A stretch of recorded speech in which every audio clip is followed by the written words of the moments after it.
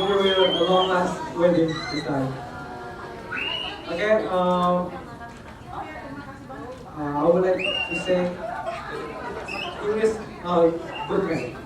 You don't have to joke about him.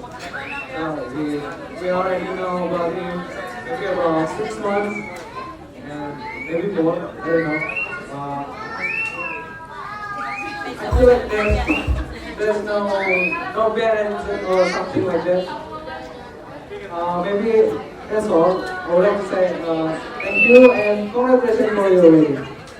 Maybe some of our friends would like to say something like congratulations.